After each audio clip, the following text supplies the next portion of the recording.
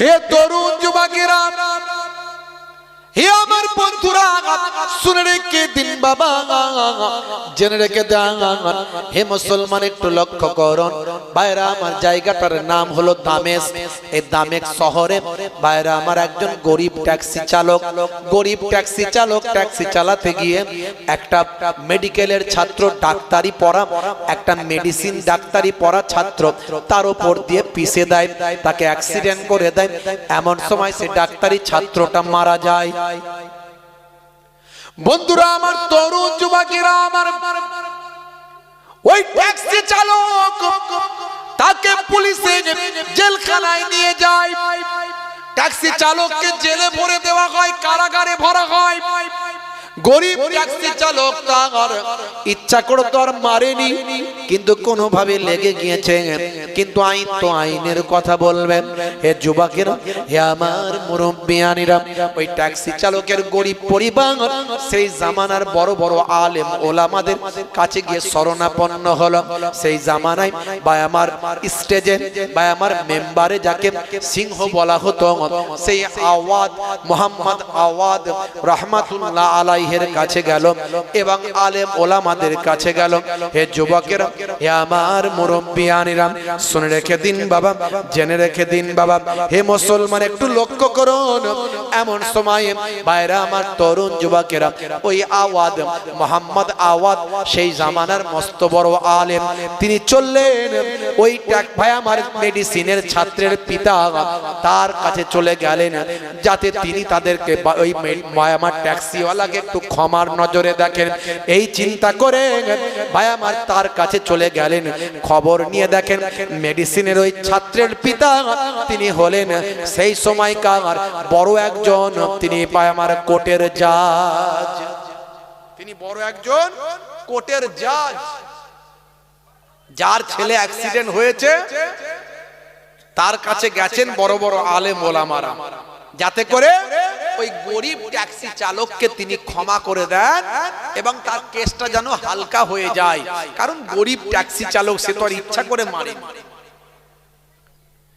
হে তরুণ যুবকেরা, হে আমার বন্ধুরা, শুনে রেখে দিন বাবা, জেনে রেখে দেন। হে মুসলমান, একটু লক্ষ্য করুন। এমন সময় দেখা যায় ভাই আমার, দোস্ত আমার, সে গরিব ট্যাক্সি চালকের পক্ষে বড় বড় আলেম ওলামা, শেখ মোহাম্মদ আওয়াদ ভাই আমার রহমাতুল্লাহ আলাইহি, বড় বড় আলেম ওলামারা ওই গরিব ট্যাক্সি চালকের পক্ষে ওই মেডিসিনের ছাত্রের পিতা, বিখ্যাত সেই জামানার কোর্টের একজন জজ, তার কাছে গিয়ে তারা শরণাপন্ন হয়ে বললেন, ওই গরিব ট্যাক্সিওয়ালাকে আপনি ক্ষমা করে দিন। সেই সময় ওই জজ সাহেব বললেন, শুনুন, আমি ওই গরিব ট্যাক্সিওয়ালাকে ফিরিয়ে দেব না, ঘুরিয়ে দেব না।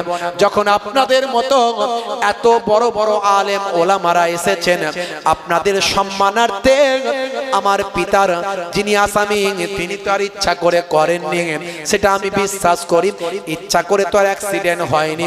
তারপরেও আমি বলি, আপনাদের সম্মানার্থে ওই গরিব ট্যাক্সিওয়ালাকে আমি ক্ষমা করে দিলাম। আগামী কালকে তাকে আমি নিজে জেলখানা থেকে বের করব। এই আদর্শ পেল কোথায়? আমার নবীর কাছ থেকে ক্ষমার আদর্শ পেয়েছে। আমরা সামান্য ব্যাপারে মানুষকে ক্ষমা করি না, এটা একটা নবীর আদর্শ, ক্ষমা করা।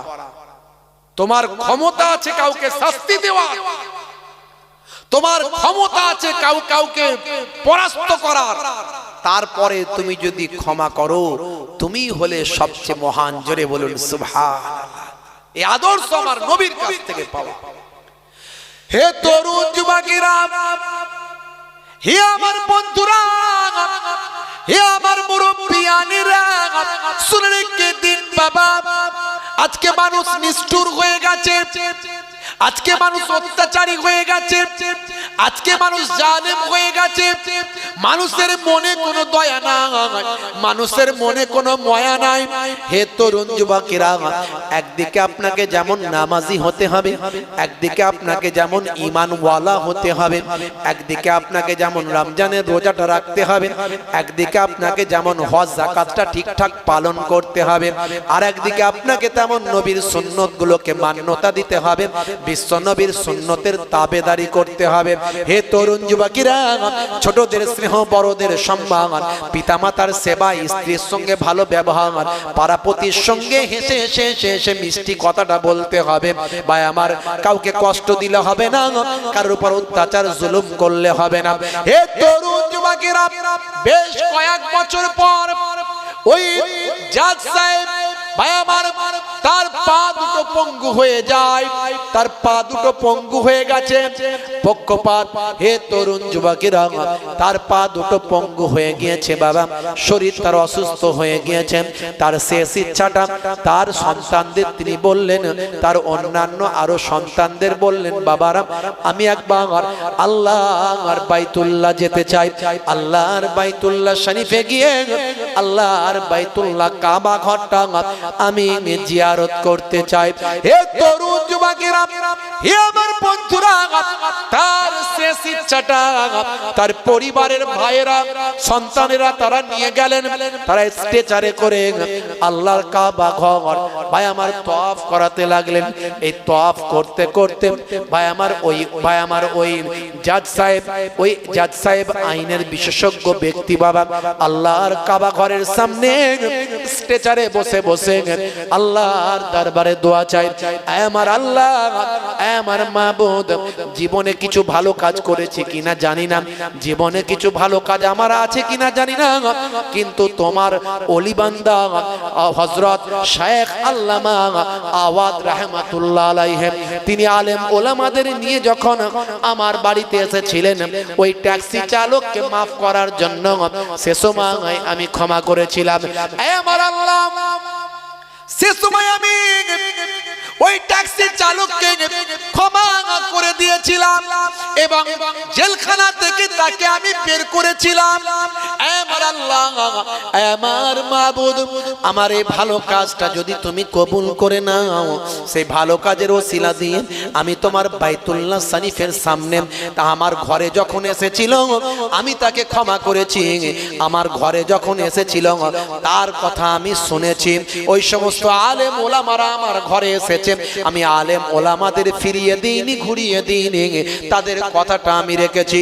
আর আমি তোমার ঘরে এসেছি, তোমার ঘর বাইতুল্লাহ এসেছি, তোমার কাছে আমি কথা বলছি, তোমার কাছে আমি দোয়া চাইছি, তুমিও আমায় ফিরিয়ে দিও না। আমার পক্ষপাত, আমার পায়ের আঘাত, আমার পা দুটো খোঁড়া, এ দুটো সুস্থ করে দাও, যাতে আমি হেঁটে হেঁটে তোমার বাইতুল্লাহ তওয়াফ করতে পারি।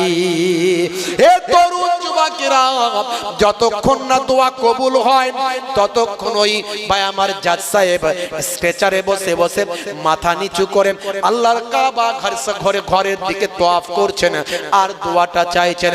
এমন সময় দোয়া চাইতে চাইতে আল্লাহর আরশে দোয়াটা কবুল হয়ে যায়। ভাইরা আমার, জাজ সাহেব স্ট্রেচার থেকে নিজে নেমে হাঁটতে হাঁটতে এবার আল্লাহর বাইতুল্লাহ তওয়াফ করতে থাকে।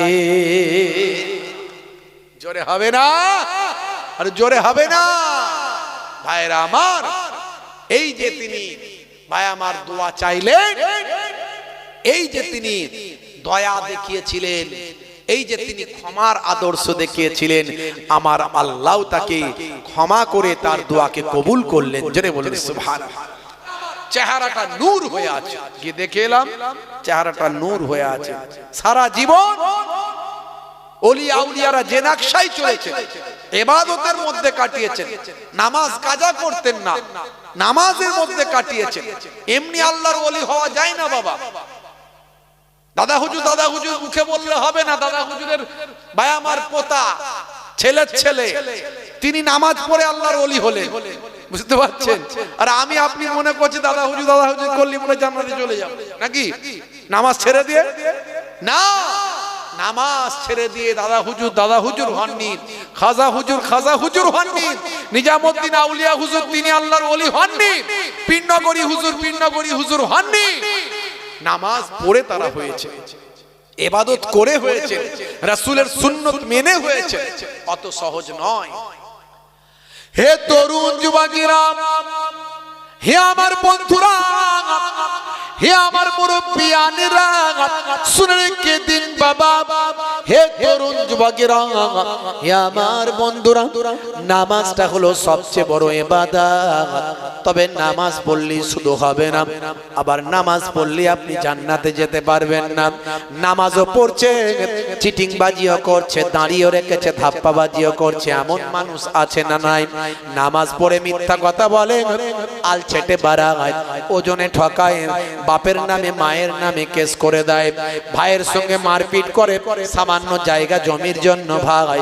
নামাজও পড়ে, রোজা রেখে দাঁড়িয়ে রেখে টুপি মাথায় দিয়ে বোনের হকটা, পিতার সম্পত্তি থেকে বোনের হকটা বঞ্চিত করে ভাই। হে তরুণ যুবকেরা, আছে না নাই? জোরে বলেন, আছে না নাই? আমি এর আগে বলেছিলাম জম্মু কাশ্মীর হাইকোর্ট, জায়গাটার নাম হলো ভাই আমার জম্মু কাশ্মীর হাইকোর্ট। এই হাইকোর্টে একটা রায় ঘোষণা করা হয়েছে কয়েক মাস আগে। আল্লাহর কোরআন মাজিদ থেকে রায়টা দেয়া হয়েছে।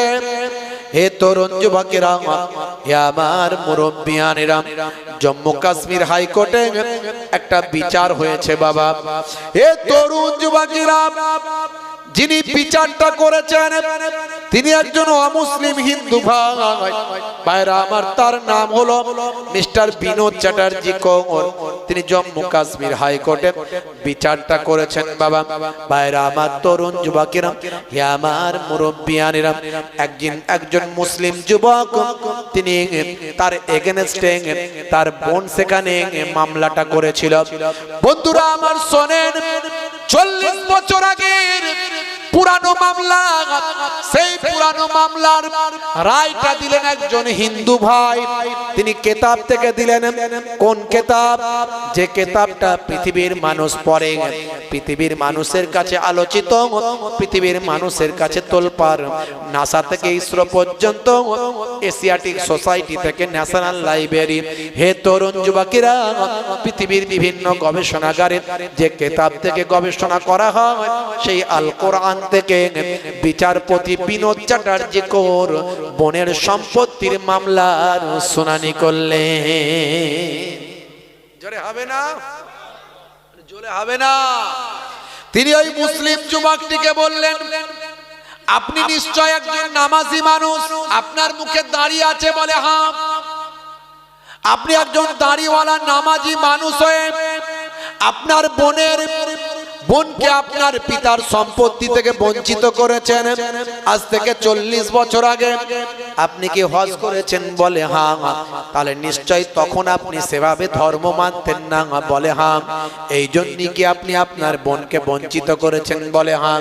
শুনুন, তবে 40 বছর আগের পুরানো মামলাটা আমার কাছে এসেছে। আজকে আমি একজন হিন্দু ঘরের বিচারপতি কৌর আপনার ওই সম্পত্তির রায়টা আজকে আমি দিচ্ছি। শুনুন, আপনি আজকে আমি ওই বিচারের রায়টা দেব আল্লাহর কোরআন থেকে। হে তরুণ যুবকেরা, সেই সময় বিচারপতি কৌর তিনি বললেন, আপনার এই রায়টা দেওয়ার জন্য আমি আল্লাহর কোরআন মাজিদটা পড়লাম। আমি কোরআন মাজিদ পড়ে অবাক হলাম। আমি ভেবেছিলাম সব কথা কোরআনে বলা হয়েছে, দেখি আপনার মতো এরকম রায়টা, এরকম কেসের কথা, মামলার কথা কোরআন মাজিদে বলা হয়েছে কিনা, সম্পত্তি বন্টনের কথা কোরআন মাজিদে বলা হয়েছে কিনা। আমি পড়তে অবাক হলাম। হে তরুণ যুবকেরা, হে আমার মুরব্বিয়ানেরা, শুনে রেখে দিন বাবা। বিচারপতি কৌর বললেন, আপনার বোনের সম্পত্তির মামলা রায়টাও আমি কোরআন মাজিদে পেলাম। সেই সময় বিনোদ চ্যাটার্জি কৌর, হে যুবকেরা, কোরআন মাজিদ পড়ুন, কোরআন মাজিদকে ভালোবাসুন, বাচ্চাদেরকে এক একটা হাফেজে কোরআন বানান। এই কদিন আগে আপনারা দেখেছেন হায়দ্রাবাদের একজন যুবক, ভাইরা আমার, সারা পৃথিবী তোলপার হয়েছে, সারা পৃথিবীতে গবেষণা হয়েছে, ছোটবেলায় সে হাফেজে কোরআন হয়েছে, নাম হলো মোস্তাফা হাসমি। ছোটবেলায় আল্লাহর কোরআন মাজিদে হাফেজ হয়েছে। যারা কোরআন মাজিদের হাফেজ হয় তাদের ব্রেনকে আমার আল্লাহ অনেক তীক্ষ্ণ বানিয়ে দেয়। হে তরুণ যুবকেরা, আপনি 4 লাইন একটা কবিতা মুখস্থ রাখতে পারেন না, 4টে লাইন মুখস্থ করা সম্ভব হয় না, কিন্তু আল্লাহর কোরআন মাজিদটা এত মোটা তারা মুখস্থ রেখে দেয়। অনেকে মনে করে হাফেজ সহজ ব্যাপার নাকি? আরে সহজ আল্লাহ করে দেন বলি হয়, সহজ কিন্তু নয়, সহজ নয়। কাল কিয়ামতের দিনে হাফেজের পিতা মাতার মাথায় আমার আল্লাহ নূরের পাগড়ি পরিয়ে দেবেন। জোরে বলুন সুবহানাল্লাহ।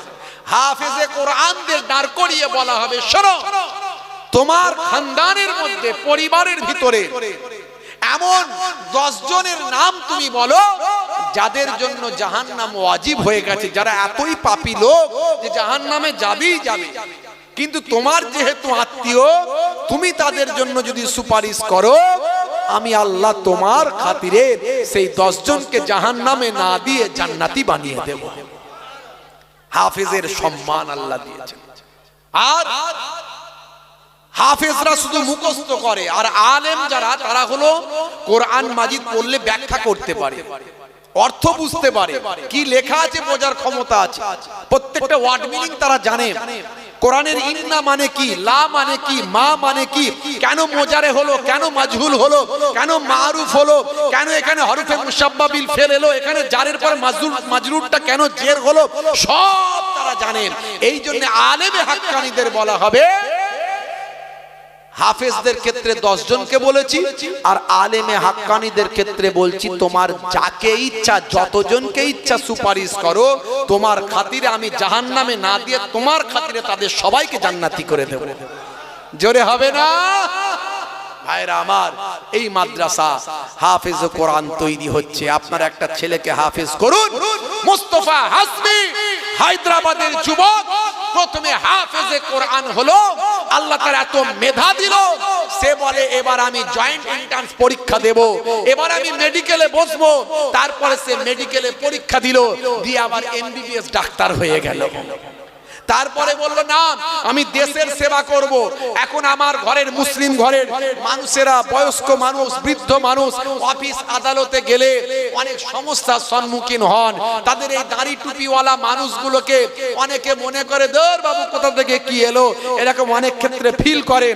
সেই জন্য তিনি চিন্তা করলেন যে আমি শুধু ডাক্তার হলে হবে না, অফিস বড় একটা অ্যাডমিনিস্ট্রেটিভ, একটা প্রশাসকের দায়িত্বে যেতে হবে। তাই তিনি কি করলেন, ইউপিএসসি ভাই আমার, বা এই আপনার ডব্লিউবিসিএস পরীক্ষা দিয়ে, ভাই আমার ইউপিএসসি পরীক্ষা দিয়ে তিনি হয়ে গেলেন আইপিএস অফিসার। এখন ঝাড়গ্রামে, ভাই আমার ঝাড়খণ্ডে তিনি আইপিএস অফিসার হিসাবে বিশাল বড় একটা, ভাই আমার সারা জেলার দায়িত্বে আছেন। জোরে বলেন সুবহানাল্লাহ। আপনার ঘরের ছেলেটাকে হাফেজে কোরআন করে আপনি ডাক্তার করতে পারেন, তার মেধা অনেক বেড়ে যাবে। হাফেজে কোরআন করতে 3 বছর 4 বছর লাগে। ভাইরা আমার, ভালো মাদ্রাসায়, ভালো প্রতিষ্ঠান আল্লাহ করে আপনাদের এখানে এই বেকি মাদ্রাসায় দিয়ে দিলেন, হাফেজে কোরআন হলো। তারপরে ছেলেটা ডাক্তার হোক, তারপরে ছেলেটা আপনার আইপিএস অফিসার হোক। কে বললো হবে না? হে তরুণ যুবকেরা, হে আমার বন্ধুরা, আল্লাহর কোরআন আপনি অবাক হয়ে যাবেন। জম্মু কাশ্মীর হাইকোর্টের প্রধান বিচারপতি আল্লাহর কোরআন মাজিদ পড়া শুরু করলেন। পড়া শুরু করে বললেন, হে যুবক, শুনে রেখে দাও, তোমার বোনের ফাইসালা, তোমার পিতার সম্পত্তি বন্টনের কথা আল্লাহর কোরআন মাজিদের ভিতরে পেলাম। সূরার নাম সূরা নিসা, সূরার নাম সূরা নিসা, 11 নম্বর আয়াতটা মিস্টার বিনোদ চ্যাটার্জি কৌর তিনি উল্লেখ করলেন। তিনি তিনি বললেন বিসমিল্লাহির রহমানির রহিম ইউসিকুমুল্লাহু ফি আওলাদিকুম লিযযাকারি মিসলু হাজ্জিল উনসাইন। হে তরুণ যুবকেরা, আল্লাহ রাব্বুল আলামিন তোমাদের নির্দেশ দিয়েছেন তোমাদের সন্তানদের জন্য দুইজন পুত্র পাবে, একজন কন্যা পাবে, দুই পুত্রে একজন। ভাইয়ারা আমার, তরুণ যুবকেরা আমার, তোমাদের সন্তানদের একজন পুত্রের জন্য যে সম্পত্তিটা পাবে সেটা হলো দুই কন্যা আর সমান, অর্থাৎ দুইজন কন্যা যেটা পাবে একজন পুত্র সেটা পাবে। আমার আল্লাহ এই নির্দেশ দিলেন, অর্থাৎ একজন পুত্র যেটা পাবে কন্যা তার অর্ধেকটা পাবে। হে আব্দুল গফফার, হে যুবক আব্দুল গফফার, তুমি যে সম্পত্তিটা পেয়েছো পিতা তার অর্ধেকটা তোমার বোন পাবে। জম্মু কাশ্মীর হাইকোর্টে আল্লাহর কোরআন থেকে ফয়সালা হলো। জোরে হবে না?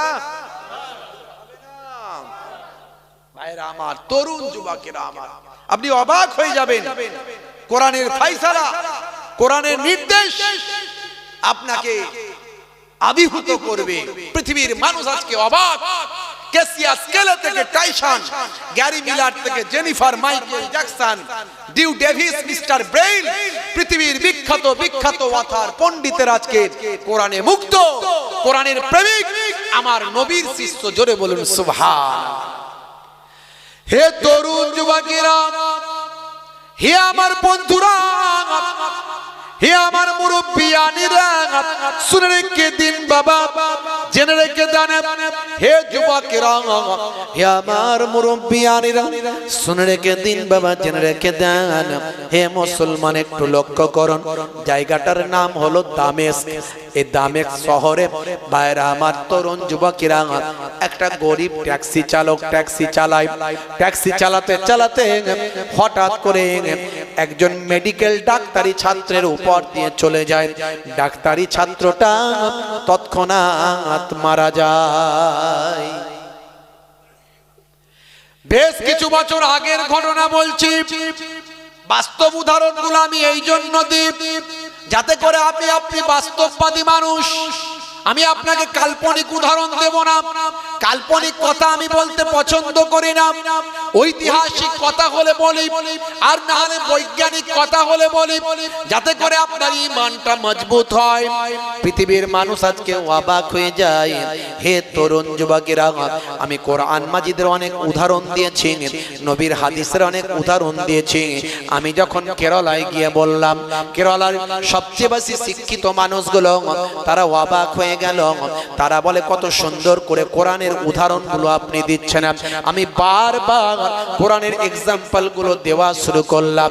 এরকম 50টা কম বেশি উদাহরণ আমার জানা আছে, আমার হৃদয়ে আছে। সেই উদাহরণগুলো দিয়ে আমি প্রমাণ করি 1450 বছর আগের কথাগুলো আজকের যুগে বিজ্ঞান আর বাস্তবতায় পরিণত হয়েছে।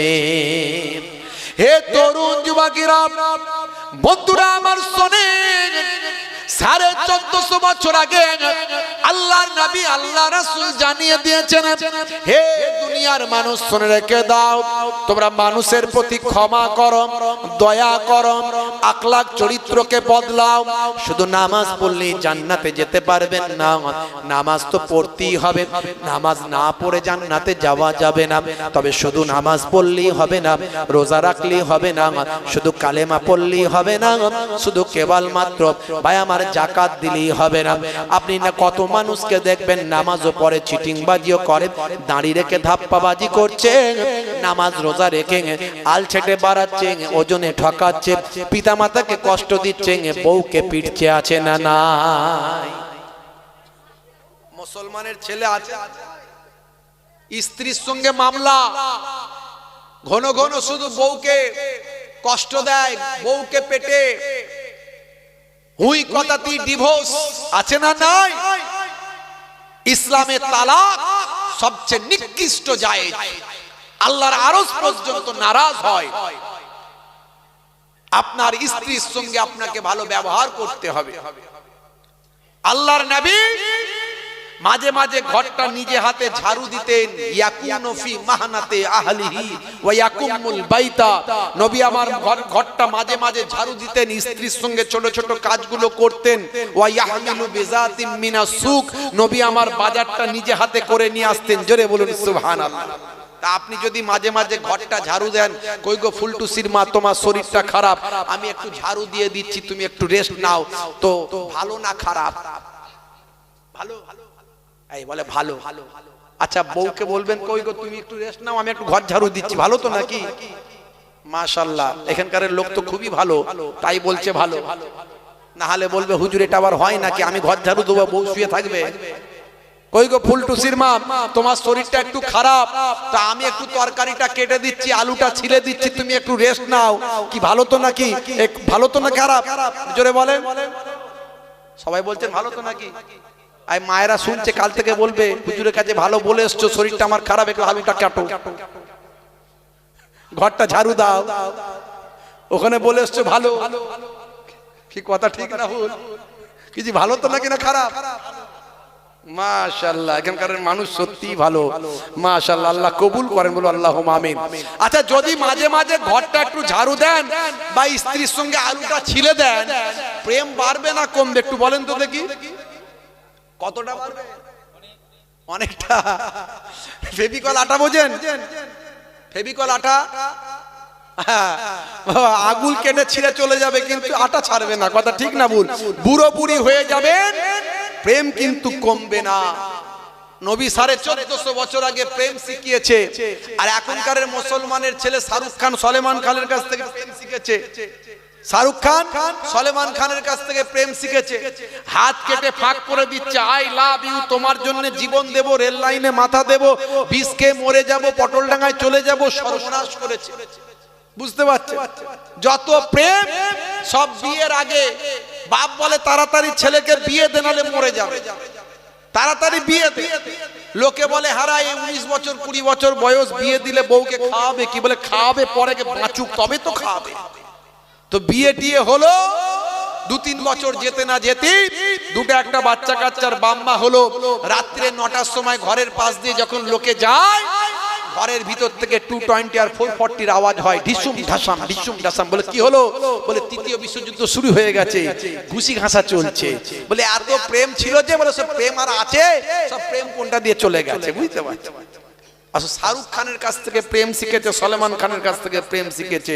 আর নবী প্রেম শিখিয়েছিল বিয়ের পরে কিভাবে প্রেম করতে হয়। মাঝে মাঝে স্ত্রীর সঙ্গে রান্নায় সহযোগিতা করবে, ছোট ছোট কাজগুলো করবে। আর এখনকার ছেলেরা শাহরুখ খানের চাচতো ভাই, সলমান খানের ফুফুতো ভাই, গায়ে হাতে ট্যাটু আঁকা, হেঁটে চলে আঁকা বাঁকা, কাছে গেলে দেখা যায় সুস্থ ছেলে না, তিরঙ্গার দুর্গন্ধে টেকা যায় না, তিরঙ্গার দুর্গন্ধে টেকা যায় না। ভালো চলছে ধান্দা, খাচ্ছে রজনীগন্ধা, কারবারে অশান্তি, চালাচ্ছে শান্তি, মন করবে কমল, খাচ্ছে ওরা বিমল, যেখানে বসবে সেখানটা চষে দিয়ে বেরিয়ে যাবে, পুচ পুচ পুচ পুচ করছে। 12 বছর আর ঘাস জন্মাবে না, জিভ ঠোঁট দাঁত সব এক, চেনা যায় না। এমন নেশা করেছে, বড় করে হাঁ করতে পারে না, হুজুর তাকবীর দেয় না, তুমি আল্লাহু আকবার আস্তে করে বলে। বুঝতে পারছো? কিছু মানুষ দেখেন বিড়ি খায়, বিড়ি মসজিদে নামাজ পড়ে, ঘড়ি ঘড়ি বিড়ি, মল্লিক বিড়ি খরখর খরখর করছে পকেটে, খালি বেরোতে দেরি, ধরাতে দেরি নাই, ঠাস করে ধরিয়ে দিয়ে ধোঁয়া উড়িয়ে দিয়ে মাথায় টুপি খোলার টাইম নেই, বেরিয়ে যায়।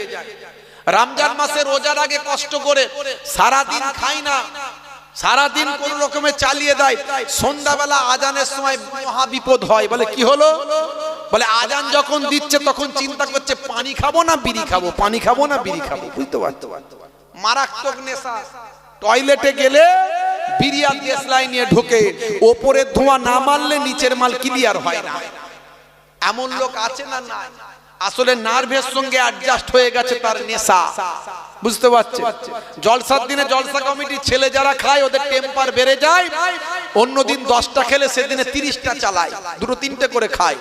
আবার হুজুর যদি 10 মিনিট আসতে লেট করে ঘাম ঝরে যায়।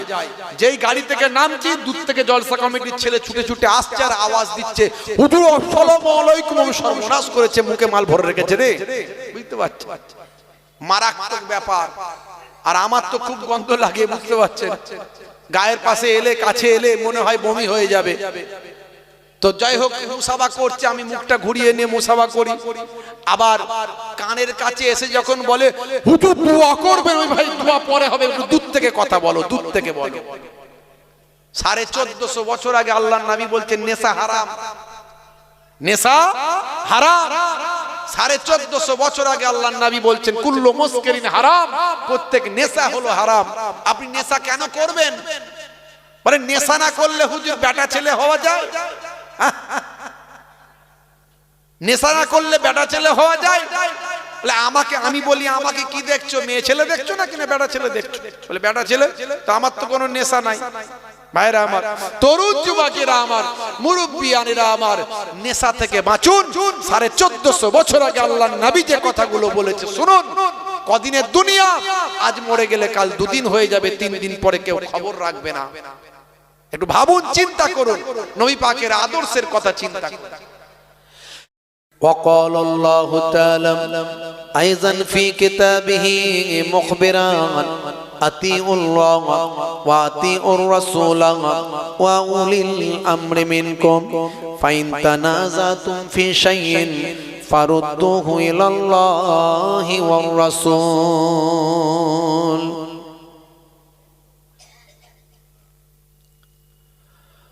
وقال الله تعالى أيضا في كتابه مخبرا وما رميت إذ رميت ولكن الله رمى وقال النبي صلى الله عليه وسلم من تمسك بسنتي عند فساد أمتي فله أجر 100 شهيد إلى آخر الحديث أو كما قال عليه الصلاة والتسليم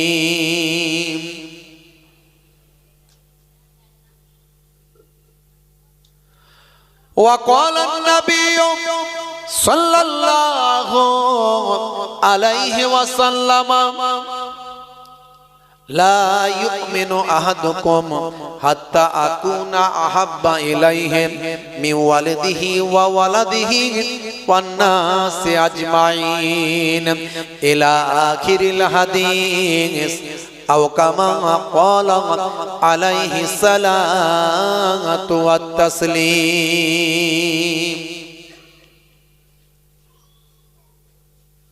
وعن أبي هريرة قال لعن رسول الله صلى الله عليه وسلم الرجل يلبس لبسة المرأة والمرأة تلبس لبسة الرجل إلى آخر الحديث أو كما قال عليه الصلاة والتسليم। শ্রদ্ধেয় সম্মানীয় আজকের সভার সভাপতি, মঞ্চে উপবিষ্ট, সামনে উপবিষ্ট আমার দিন দরদি, ইসলাম দরদি আমার ভাইরা, বাপজিরা,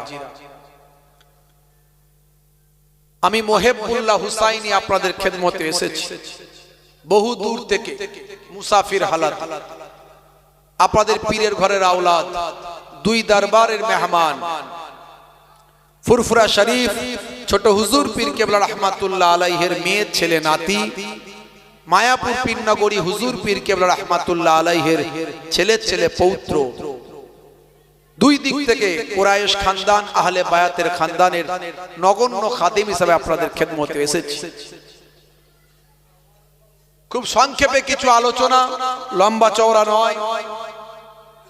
আমার সময় দেয়া ছিল 8:30 থেকে 10:30, 8:30 থেকে 10টা।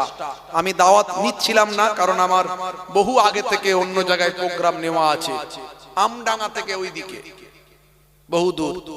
তো ভাইদের কাছে, ভাইদের রিকোয়েস্ট আমি বলেছিলাম 1.5 ঘন্টা করব, তাহলে 8:30 থেকে 10টা। তো ভাইয়েরা আবার আজকে রিকোয়েস্ট করলেন হুজুর আপনি 9টা থেকে 10:30 পর্যন্ত করেন। তো যেহেতু আমার ওখানে প্রোগ্রাম নেওয়া আছে, তাও আমার অনেক সমস্যা হতে পারে, তারপরেও ভাইদের রিকোয়েস্ট মেনে 9টা থেকে সময় দিয়েছি 10:30 পর্যন্ত। খুব বেশি সময় আমি থাকতে পারবো না। ভাইরা আমার, তরুণ যুবকেরা আমার পূর্বে আমারই ছোট ভাই, মামাতো ভাই, পীরের আওলাদ ফুরফুরা দরবার শরীফ থেকে এসেছিলেন, ওয়াজ নসিহত করেছেন। তারপরে শেষে আখেরি মোনাজাত করবেন মামাজান হুজুর পীর কেবলা, তিনি আখেরি মোনাজাত করবেন। আমার পরে আপনাদের এলাকার সুনামধন্য বক্তা জনাব হযরত মাওলানা মোহাম্মদ আব্দুল হাই সাহেব, তিনি কিছুক্ষণ আলোচনা করবেন। খুব সংক্ষেপে আলোচনা, লম্বা চওড়া নয়। 1 ঘন্টা যদি ওয়াজ করা হয়, 1 ঘন্টা, only 1 hour at night, 1 ঘন্টা যদি আলোচনা হয়, আলোচনাটা যদি আলোচনার মতো হয়, ওয়াজটা বুঝতে হবে, বক্তাকে বলার মতো বলতে হবে, শ্রোতা যদি শোনার মতো শুনতে পারে। এটা আমার নানাজান ছোট হুজুর কেবলার কথা নয়, আমার দাদাজান মায়াপুর হুজুর পীরনগরী হুজুর পীর কেবলার কথা নয়। এই কথাটা স্বয়ং দো জাহানের বাদশার কথা। আল্লাহর নবী বলেন তাদারিসুল ইলম, ইলমের দর্স নাও, ফিল লাইলে, রাতের বেলা, সাআতান, 1 ঘন্টা, only 1 hour at night, রাতের বেলা যদি 1 ঘন্টা কোরআন হাদিসের দর্স গ্রহণ করতে পারো, ওই 1 ঘন্টার মর্যাদা কত শোনো।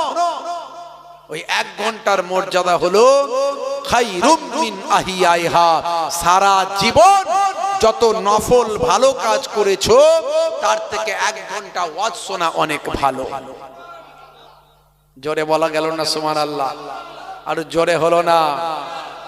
হাদিসের কথা বললাম, বানানো গল্প নয়, হাদিস থেকে বললাম। ভাইরা আমার, তরুণ যুবকেরা আমার, মুরব্বিয়ানেরা আমার, বেকির মানুষেরা হয়তো আমাকে চেনেন না মনে হয়, নাকি চেনেন? হ্যাঁ। তো হ্যান্ডবিলে যেভাবে নাম দেওয়া হয়েছে হয়তো বুঝতে পারবেন না। অনেকে বলবেন হয়তো এখন অনেকগুলো তো আমার নামে নাম বেরিয়েছে, কোনটা আসবে রে বাবু? তো ছোট হুজুরের নাতি পীরনগরে হুজুরের পোতা দেয়া থাকলে হয়তো বুঝতে পারতেন। তো যাই হোক, ভাইরা হয়তো বুঝতে পারেননি, দিতে গন্ডগোল করেছে। তো যাই হোক, আলোচনা 1 ঘন্টা যদি করা হয়, সারা জীবন নফল ইবাদতের থেকে ভালো।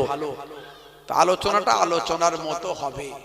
এত খরচা দিয়ে, এত পয়সা খরচা করে, মেহনত করে, এত কষ্ট করে জান্নাতের বাগান কায়েম করছেন, আপনার ঈমান আমলকে মজবুত করতে হবে। একদিকে যেমন নবীর প্রেম থাকবে, আর একদিকে থাকবে আল্লাহর প্রতি অবিচল বিশ্বাস, একত্ববাদ থাকবে, ওয়াহদানিয়াত থাকবে। নবীর প্রেম আপনি অন্তরে অনেক মহাব্বত জড়ো করেছেন, কিন্তু আল্লাহর প্রতি বিশ্বাসে আপনার গড়বড় যদি হয়ে যায়, আবার আপনার কোনো কাজে লাগবে না। আবার আল্লাহর প্রতি বিশ্বাস ঠিক আছে, নবীর প্রতি মহাব্বত আপনার যদি গড়বড় হয়ে যায়, কাজে লাগবে না। তা আপনাকে দুদিকটাই ঠিক রাখতে হবে। হে তরুণ যুবকেরা, হে আমার বন্ধুরা, হে আমার মুরব্বিয়ানেরা, শুনে রেখে দিন বাবা, আমার আল্লাহ কোরআন মাজিদের ভিতরে বললেন, হে দুনিয়ার মানুষ শুনে রেখে দাও, মাইয়ুতির রাসূল ফাকাদ আতা আল্লাহ, যে আমার রাসূলের ইতাআতটা করলো, যে আমার রাসূলের গোলামিটা করলো, সে যেন আমি আল্লাহ আমার গোলামি করলো। হে তরুণ যুবকেরা, বন্ধুরা আমার শোনেন, হে মুসলমান, একটুখানি লক্ষ্য করুন, আপনার আমার সবচেয়ে আগে ঈমানকে ঠিক রাখতে হবে। ঈমান মানে হলো রোল নাম্বার। এরই জন্য আমি বলি, রোল নাম্বার ফাঁকা, খাতা ভর্তি লেখা, মাস্টার খাতা দেখবে না, পরীক্ষায় পাস হবে না। হে তরুণ যুবকেরা, আপনি রোল নাম্বারটা যদি ভুল করেন, খাতায় ছাত্রটা যতই ভালো লিখুক, পরীক্ষার খাতায় মাস্টার দেখবে না, পরীক্ষায় পাস হবে না। এই যে মাধ্যমিক পরীক্ষা চলছে ভাইরা আমার, তরুণ যুবকেরা, আপনারা হয়তো জানেন আমি একজন টিচার মানুষ, আবার উচ্চ মাধ্যমিক একটা হাই সেকেন্ডারি স্কুলের টিচার, মাধ্যমিকের গার্ড দিতে হয়। এই এবারে 3 নাম্বার থার্ড পরীক্ষা চলবে, দুটো পরীক্ষা হয়েছে। হে যুবকেরা, যদি কেউ রোল নাম্বার ভুল করে ফেলে, কোন ছেলে মেয়ে যদি রোল নাম্বারটা ভুল করে, খাতায় যত ভালোই লিখুক না কেন, পরীক্ষা সে পাস হবে না। অনুরূপ আপনার ঈমানটা যদি গোলমাল হয়, ঈমানের রোল নাম্বারটা যদি ভুল করেন, ঈমানটা যদি কোনো গড়বড় হয়ে যায়, সারা জীবন যতই ইবাদত আমল করেন না কেন, যতই নামাজ তেলাওয়াত জিকির বন্দেগী করেন না কেন, যতই আপনার মধ্যে নবী প্রেম রাসূল প্রেম ওলি প্রেম থাকুক না কেন, রোল নাম্বার ভুল করেছেন, পরীক্ষার খাতা মাস্টার দেখবে না। তাহলে রোল নাম্বারটা কি? হে তরুণ যুবকেরা, হে আমার বন্ধুরা, শুনে রেখে দিন বাবা, আমানতু বিল্লাহি ওয়া মালাইকাতিহি ওয়া কুতুবিহি ওয়া রুসুলিহি ওয়াল ইয়াউমিল আখির ওয়াল কদরি খাইরিহি ওয়া শাররিহি মিনাল্লাহি তাআলা ওয়াল বা'স বাদাল মাউত। হে তরুণ যুবকেরা, আপনি ঈমানটা আনুন আল্লাহর উপর। সেই Allah is one, Allah is one whom all depend, he begets not, not is he begotten, and none is like him। বলুন, সে আল্লাহ হলেন এক, আল্লাহ অভাব শূন্য, আল্লাহ আল্লাহ অভাব শূন্য, তার কোনো শরীক নাই। হে তরুণ যুবকেরা, হে আমার বন্ধুরা, তিনি কাকেও জন্ম দেননি, কেহ তাহাকে জন্ম দেয়নি, আল্লাহ কাউকে জন্মদান করেননি, আল্লাহর কোনো সন্তান সন্ততি নাই, আবার আল্লাহরও কেউ পিতা নন, তিনি কাহাকেও জন্ম দেননি, কেহ তাহাকে জন্ম দেয়নি। সে আল্লাহর সমতুল্য, কুল কায়নাতের ভিতরে দ্বিতীয় আর কেউ নাই। আল্লাহর সম্পর্কে আপনার ধারণা ঠিক রাখতে হবে। কিছু মানুষ বলে না, ওপরে খোদা নিচে তুমি, তাই তো আমি বেঁচে আছি। ওপরে খোদা নিচে তুমি, তাই তো আমি বেঁচে আছি। মানে কোন মানুষকে একটু মানে কি পাম দেওয়ার জন্য, মানে তাকে একটু কি বলবো, মানে একটু তোয়াজ করার জন্য, ফোলানোর জন্য, হয়তো ধার দিনা পায় কি তার একটু সহযোগিতা পায়, কিংবা সে একটু পাওয়ারফুল লোক, এই জন্য ফুলিয়ে দেওয়ার জন্য, একটু পাম দেওয়ার জন্য বলে, আরে দাদা তুমি আছো বলি তো বেঁচে আছি, ওপরে আল্লাহ নিচে তুমি। এই যে কথাটা বললো, সঙ্গে সঙ্গে তার শিরকের খাতায় নামটা উঠে গেল। তার মানে সে কি আল্লাহর সঙ্গে শিরক করলো, আল্লাহর সমতুল্য কাউকে বানালো। ওপরটাও যার, ওপরটাও আল্লাহর, নিচেটাও আল্লাহর। জোরে বলেন সুবহানাল্লাহ। আপনাকে এই ছোটখাটো জিনিসগুলো বুঝতে হবে। 10 যেখানে খোদা সেখানে। বলে না, আরে একতাই শক্তি রে, একতাই পাওয়ার, হ্যাঁ একতাই মনোবল, একতাই শক্তি, সব ঐক্যবদ্ধ থাক। বাপ ছেলেদেরকে বোঝাচ্ছে, বাবা ঝগড়া করিস না, একতাই থাক, একসঙ্গে থাক, একতাই শক্তি। 10 যেখানে খোদা সেখানে। ব্যাস, এই যে কথা বলতে বলতে বললো 10 যেখানে খোদা সেখানে। তার মানে এখানে তো আমরা অনেক 10 আছি, তাই না? যদি আমরা এখানে অনেকগুলো লোক থাকি, 10 করে হিসাব করুন, তাহলে এতগুলো খোদা নাকি? কথা বুঝে বলতে হবে। এর নাম ঈমান। ঈমানটা টাকা পয়সা সোনাদানা নয়, পয়সা দিয়ে পাওয়া যায় না বাপ। ঈমান দেখাও যায় না। ঈমান মানে হলো বিশ্বাস, তাসদীকুম বিল কলব, তাকরীরুম বিল লিসান ওয়া আমাল বিল আরকান। হে তরুণ যুবকেরা, বন্ধুরা আমার শোনেন, হে মুসলমান, সমস্ত নবী পয়গম্বরদের বিশ্বাস করতে হবে। সমস্ত নবী পয়গম্বর 1 লক্ষ বা 2 লক্ষ 24,000 পয়গম্বর, তারা ছিলেন প্রতিনিধি, মানুষের প্রতিনিধি করে আমার আল্লাহ তাদেরকে স্পেশাল করে পৃথিবীর জমিনে পাঠিয়েছিলেন। হে তরুণ যুবকেরা, সমস্ত নবী পয়গম্বরদের আপনাকে বিশ্বাস করতে হবে, মানতে হবে, শ্রদ্ধা করতে হবে, সম্মান করতে হবে। তবে আমার আপনার নবীর নির্দেশনাগুলো পালন করতে হবে।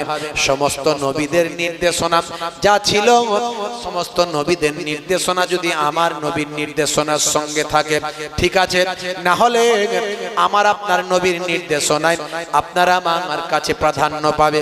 কারণ আমরা হলাম উম্মতে মুহাম্মাদি। হে তরুণ যুবকেরা, বন্ধুরা আমার শোনেন, হে যুবকেরা, আসমানি যত কিতাব এসেছে 104 খানা কিতাব। ঈসা নবীর কাছে ইনজিল, মুসা নবীর কাছে তাওরাত, দাউদ নবীর কাছে জাবুর, আর আমার আপনার নবীর কাছে এসেছে চূড়ান্ত কিতাব আল কোরআন। এই কোরআন মাজিদ হলো চূড়ান্ত কিতাব, যে কোরআন মাজিদ মুখস্থ করা হয়। আগের কিতাব হলো ভাই আমার 104 খানা মোট কিতাব, তার মধ্যে কোরআন মাজিদ বাদ দিলে 103 খানা। 100 খানা হলো সাহিফা ছোট কিতাব, আর বাকি 3টে হলো বড় কিতাব। আর কোরআন মাজিদও হলো বড় কিতাব, কিন্তু আগের কিতাবগুলো মুখস্থ করার সিস্টেম ছিল না।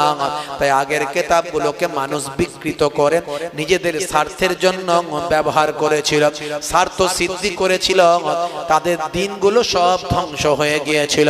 এর জন্য আমার আল্লাহ কোরআন মাজিদকে মুখস্থ করার সিস্টেম করলেন, যাতে করে পৃথিবীর মানুষ কোরআন মাজিদকে নিজের স্বার্থ চরিতার্থ করার জন্য ব্যবহার না করতে পারে।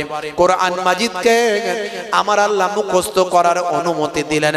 হে তরুণ যুবকেরা, এই যে মাদ্রাসা দেখছেন, গতকাল কি আপনাদের এখান থেকে অনেক হাফেজ ছাত্র পাগড়ি নিয়েছে, তাদের হৃদয়ের ভিতরে আল্লাহর কোরআন আছে।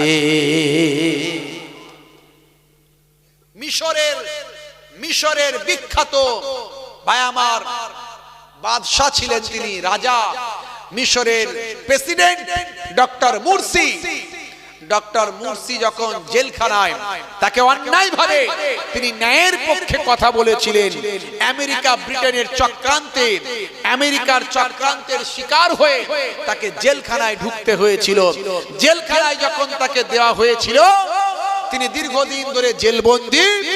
তখন তিনি বললেন, আমাকে একটা কোরআন মাজিদ দাও, আমি একটু কোরআন মাজিদ পড়তে চাই। তারা মনে করলো ডক্টর মুরসিকে মনে হয় এই সময় জব্দ করা যাবে, বলল কোরআন মাজিদ তোমাকে দেওয়া হবে না, তোমাকে কোরআন পড়তে দেওয়া হবে না।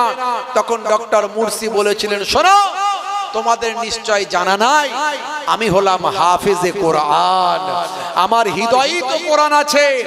আমি পড়ার জন্য কোরআন চাইনি, কোরআনটা একটু ছুঁতে চেয়েছিলাম, আল্লাহর কালাম একটু ছুঁয়ে দেখবো। তোমরা ভাবছো আমাকে জব্দ করে দেবে, কোরআন পড়তে দেবে না, কিন্তু আমার ভিতরই আল্লাহর কোরআন আছে। আমি সব সময় আল্লাহর কোরআন তেলাওয়াত করি। জোরে হবে না? হে তরুণ যুবকেরা, হে আমার বন্ধুরা, তাহলে এই সমস্ত আসমানি কিতাবগুলোকে বিশ্বাস করতে হবে।